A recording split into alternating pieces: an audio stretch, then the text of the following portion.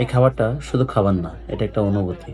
বরিশালে গিয়ে আমি প্রথমবার এমন একটা সামাজিক অনুষ্ঠানে বসলাম যেখানে ছোট বড় সবাই একসাথে বসে খাবে, যেটাকে ওদের ভাষায় জামাত বলে।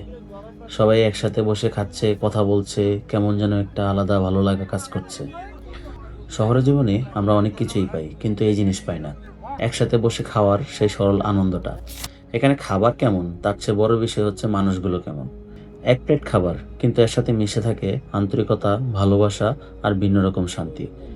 আমি বসে বসে শুধু দেখছিলাম, বাচ্চারা খাচ্ছে, বড়রা খাচ্ছে, কেউ কেউ গল্প করছে, সব মিলিয়ে একটা জীবন্ত দৃশ্য। মনে হচ্ছিল আমরা আসলে খুব সাধারণ জিনিসগুলোই ভুলে যাই। এ ধরনের মুহূর্তগুলো খুব বড় কিছু না, কিন্তু মনে দাগ কেটে যায়।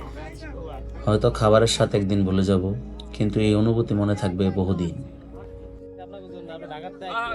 শুধু আপনার জন্য করছে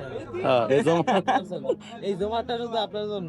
আচ্ছা, আপনার আমি সারপ্রাইজ ভাই, কিন্তু কালকে রাত্রে কইছিস জমাতে কথা ভাই, কইছেন না? আমাদের মেহমান সব অবশ্যই আছে, আরে দেখেন একটু